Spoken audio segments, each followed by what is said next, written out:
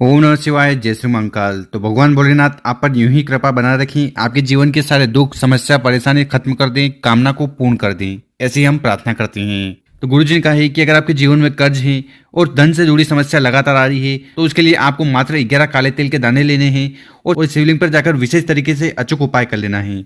इस उपाय करने के बाद आपके सौभाग्य में वृद्धि होगी, जो कर्ज की समस्या है वो खत्म होगी, धन प्राप्ति होगी और हर प्रकार की कामना इच्छा पूर्ण होने लगेगी।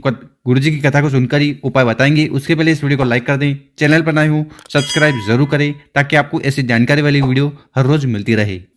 तो इस वाले उपाय में आपको क्या क्या सामग्री की जरूरत है वो देख लीजिए। सबसे पहले आपको लेने हैं काले तिल। ठीक है, कितने काले तिल की जरूरत है तो गुरु जी ने कहा है इस वाले उपाय में आपको गिनकर 11 काले तिल के दाने लेने हैं। इसके बाद जो अगली सामग्री आपको लेनी है वो है शहद। तो इस प्रकार से आपको शहद ले लेना है। कितना लेना है तो 1-2 चम्मच आपको शहद ले लेना है। इसके बाद जो अगली सामग्री है वो है दीपक। तो आपको इस प्रकार से एक गोल बत्ती का दीपक लेना है और इस दीपक में आपको डालना है गाय का शुद्ध घी।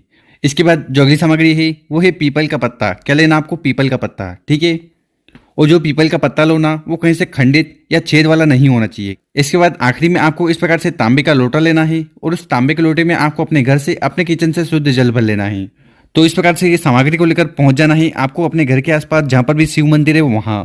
और ये वाला उपाय विशेषकर आपको सुबह या शाम को कर लेना है। और शिव मंदिर में पहुंचने के बाद सबसे पहले शिवलिंग की जो भी पूजन पाठ आपको करनी है, जो भी सामग्री समर्पित करनी है तो समर्पित कर दीजिएगा। उसके बाद उत्तर दिशा की तरफ मुंह कर बैठ जाना है और विशेष तरीके से उपाय करना है। देखिए, शिवलिंग के ऊपर शहद का उपाय करने से आपका दुर्भाग्य खत्म होता है, घर में सुख शांति बनी रहती है। साथ ही साथ शिवलिंग के ऊपर काले तेल का उपाय करने से आपके जीवन के सारे दुख समस्या खत्म होती है। तो इस वाले उपाय में आपको करना क्या है वो देख लीजिए। आप अपने घर से जो गोल बत्ती का दीपक लाए थे ना उसको आपको शिवलिंग के पास रख देना है और इसको आपको यहाँ पर प्रज्वलित कर देना है, जला देना है अपना नाम और गोत्र का स्मरण करते हुए। ठीक है, इसके बाद आपके पास जो जल का लोटा है उस जल के लोटे को उठाना है, धीरे धीरे कर पूरा पूरा जल आपको शिवलिंग के ऊपर समर्पित कर देना है। ओम नमः शिवाय श्री शिवाय नमस्तुभ्यम का स्मरण करते हुए। साथ ही साथ यहाँ पर आपको नाम लेना है पिपलेश्वर महादेव। तो पिपलेश्वर महादेव जी को प्रसन्न करने के लिए विशेष उपाय है।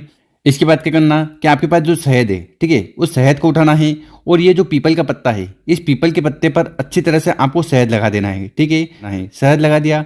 इसके बाद आपके पास जितने भी काले तिल के दाने हैं उनको उठाना है। ठीक है, और उनको उठाकर आपको पीपल के पत्ते पर इस प्रकार से रख देना है। ठीक, इसके बाद आपको ये पत्ता उठाना है, अपने हाथ में रखना है और आपको विशेषकर पिपलेश्वर महादेव जी से प्रार्थना करना है कि हमारे जीवन में जो भी आर्थिक समस्या आ रही है, कर्ज से जुड़ी समस्या आ रही है, धन दौलत बढ़ी नहीं रही है, लगातार धन की हानि होती जा रही है, तो ये सारी समस्या खत्म हो जाए, ऐसी प्रार्थना करते हुए वो पीपल का पत्ता आपको शिवलिंग के ऊपर समर्पित कर देना है। ओम नमः शिवाय श्री शिवाय नमस्तुभ्यम का स्मरण करते हुए।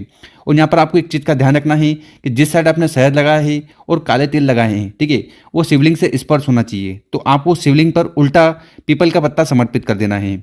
इसके बाद आपको शिवलिंग के पास बैठ जाना है, अपना नाम और गोत्र का उच्चारण करते हुए आपको विशेषकर पिपलेश्वर महादेव जी से प्रार्थना करना है कि आपकी जो भी कामना है उन्हें पूर्ण करें, चाहे व्यापार को लेकर हो, नौकरी को लेकर हो या धन संपदा को लेकर हो। साथ ही साथ अगर आपके जीवन में कर्ज है और वो कर्ज चुकने का नाम नहीं ले रहा है तो उस कर्ज की समाप्ति के लिए आपको भगवान भोलेनाथ से प्रार्थना कर लेना है। तो इस प्रकार से आपको पहला वाला उपाय जरूर करना है। अब जानते हैं गुरु जी द्वारा बताया गया दूसरा उपाय। विशेषकर ये उपाय सिर्फ और सिर्फ कामना पूर्ति के लिए करना है। तो इस वाले उपाय में जो सबसे पहले सामग्री चाहिए वो है बेलपत्र। तो आपको इस प्रकार से मात्र एक बेलपत्र लेना है और जो बेलपत्र लो वो कहीं से भी खंडित या कटा पीटा नहीं होना चाहिए। इसके बाद फिर से आपको शहद ले लेना है, पर यहाँ पर कितना शहद लेना है वो देख लीजिए। यहाँ पर आपको लेना है मात्र 1-2 चम्मच शहद।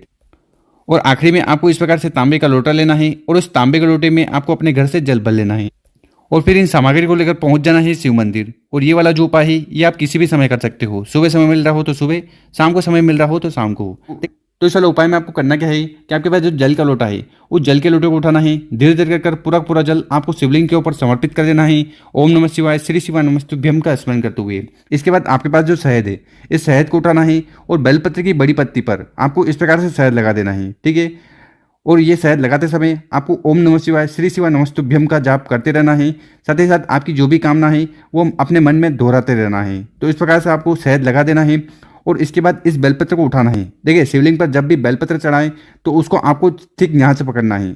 तो ये जो माता पार्वती जी का स्थान होता है, ठीक है, तीनों पत्तियां जहाँ पर जुड़ती है, यहाँ से आपको बेलपत्र उठाना है, अपने हाथ में रखना है। ठीक है, और हाथ में रखते हुए आपको भगवान भोलेनाथ से प्रार्थना करना है कि हे श्री शंभु हे त्रिकालदर्शी, मेरी ये कामना है, उन्हें पूर्ण करें। अब वो कामना व्यापार को लेकर, नौकरी को लेकर, जीवन में सुख शांति को लेकर या शादी को लेकर हो सकती है। तो कैसी भी कामना है ना, उसकी पूर्ति के लिए आपको ये शहद वाला बेलपत्र शिवलिंग के ऊपर समर्पित कर देना है। ओम नमः शिवाय, श्री शिवाय नमस्तुभ्यम का स्मरण करते हुए बेलपत्र की डंडी होगी जलाधार की तरफ, बड़ी पत्ती होगी आपकी तरफ, और जिस साइड आपने शहद लगाया है वो शिवलिंग से स्पर्श होना चाहिए। तो इस प्रकार से आपको एक बेलपत्र शिवलिंग के ऊपर उल्टा समर्पित जरूर करना है।